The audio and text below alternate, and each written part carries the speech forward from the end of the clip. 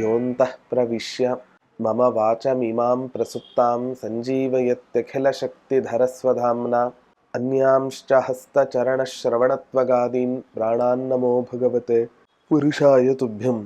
ಪೂಜ್ಯಾಯ ರಾಘವೇಂದ್ರಾಯ ಸತ್ಯಧರ್ಮರತಾಯ ಚ ಭಜತಾಂ ಕಲ್ಪವೃಕ್ಷಾಯ ನಮತಾಂ ಕಾಮಧೇನವೇ. ದುರ್ವಾದಿಧ್ವಾಂತರವಯೇ ವೈಷ್ಣವೇಂದೀವರೇಂದವೇ ಶ್ರೀ ರಾಘವೇಂದ್ರ ಗುರವೇ ನಮಃ ಕಾರುಣ್ಯ ಸಿಂಧವೇ. ತಪಸ್ವಾಧ್ಯಾಯ ಶುಶ್ರೂಷಾ ಕೃಷ್ಣ ಪೂಜಾ ರತಂ ಮುನಿಂ ವಿಶ್ವೇಶಮಿಷ್ಟದಂ ವಂದೇ ಪರಿವ್ರಾಟ್ ಚಕ್ರವರ್ತಿನಂ. ಶ್ರೀ ಗುರುಭ್ಯೋ ನಮಃ. ಹರಿ ಓಂ. ರಾಯರ ಸಹಸ್ರನಾಮಾವಲಿಗಳಲ್ಲಿ ಇವತ್ತಿನ ದಿನ ರಾಘವೇಂದ್ರ ತೀರ್ಥರ ಒಂದು ಗುಣವನ್ನು ಚಿಂತನೆ ಮಾಡತಕ್ಕಂತಹ ಒಂದು ನಾಮ ಓಂ ಬುದ್ಧ ಮತ ಘಾತಿನೇ ನಮಃ ಓಂ. ನಮ್ಮ ಇತಿಹಾಸ ಪರಂಪರೆಯನ್ನು ನಾವು ನೋಡಿಕೊಂಡು ಬಂದರೆ ಒಬ್ಬರು ಒಪ್ಪಿರುವ ಸಿದ್ಧಾಂತವನ್ನು ಇನ್ನೊಬ್ಬರು ಒಪ್ಪಬಹುದು ಅಥವಾ ಒಪ್ಪದೇ ಇರಬಹುದು.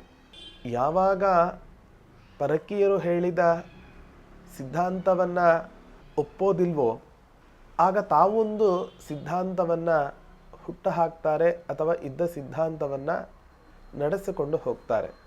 ಯಾರು ಯಾವ ಸಿದ್ಧಾಂತವನ್ನು ಹುಟ್ಟಾಕಿದ್ದಲ್ಲ. ಆಚಾರ್ಯರು ಹೇಳ್ತಾರೆ, ಅನಾದಿ ಕಾಲತೋ ವೃತ್ತಾಹ ಸಮಯಾಹಿ ಪ್ರವಾಹತಃ. ಪ್ರಪಂಚದಲ್ಲಿ ಎಲ್ಲ ಫಿಲಾಸಫಿಗಳು ಕೂಡ ಅನಾದಿ ಕಾಲದಿಂದಲೂ ಕೂಡ ಇದೆ.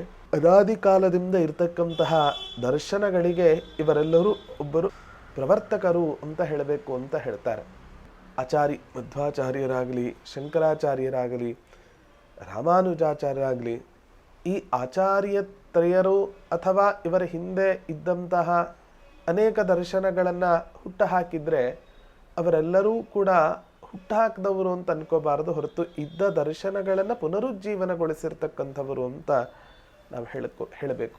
ಹಾಗಾಗಿ ಹಿಂದಿನ ಕಾಲವನ್ನು ನೋಡಿದರೆ ಅನೇಕರ ಮತಗಳನ್ನು ಅನೇಕರು ಖಂಡನೆ ಮಾಡೋದನ್ನು ನಾವು ನೋಡ್ತೇವೆ.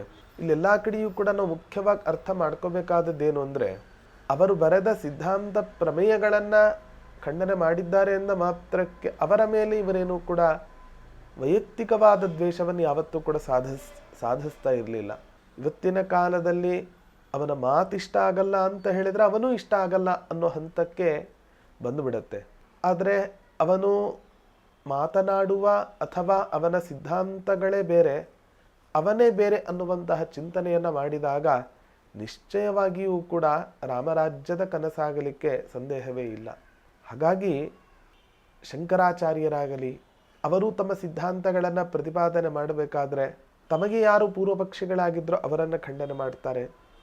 ರಾಮಾನುಜಾಚಾರ್ಯರು ಅಷ್ಟೇ, ಮಧ್ವಾಚಾರ್ಯರು ಅಷ್ಟೇ, ತಮಗೆ ಯಾರು ಪೂರ್ವಪಕ್ಷಿಗಳು ಅವರನ್ನು ಖಂಡನೆ ಮಾಡ್ತಾರೆ. ಹಾಗೆ ರಾಘವೇಂದ್ರ ತೀರ್ಥರು ಕೂಡ ಎಲ್ಲವನ್ನೂ ಕೂಡ ಶೂನ್ಯ ಅಂತ ಹೇಳ್ತಕ್ಕಂತಹ ಒಂದು ಸಿದ್ಧಾಂತ ಅದು ಬೌದ್ಧ ಸಿದ್ಧಾಂತ. ಅಂಥ ಬೌದ್ಧ ಸಿದ್ಧಾಂತವನ್ನು ರಾಘವೇಂದ್ರ ತೀರ್ಥರು ತಮ್ಮ ಅನೇಕ ಗ್ರಂಥಗಳಲ್ಲಿ ಖಂಡನೆಯನ್ನು ಮಾಡಿ ಆ ಸಿದ್ಧಾಂತದ ಪ್ರಮೇಯಗಳು ತಪ್ಪು ಅನ್ನೋದನ್ನು ತೋರಿಸಿಕೊಟ್ಟಂತಹ ಮಹನೀಯರಾಗಿದ್ದಾರೆ. ಅಂತಹ ಬೌದ್ಧ ಸಿದ್ಧಾಂತವನ್ನು ಖಂಡನೆ ಮಾಡತಕ್ಕಂತಹ ಮಹನೀಯರು ರಾಘವೇಂದ್ರ ತೀರ್ಥರು ಅಂತ ಕೃಷ್ಣಾವಧೂತರು ಕೊಂಡಾಡ್ತಾರೆ.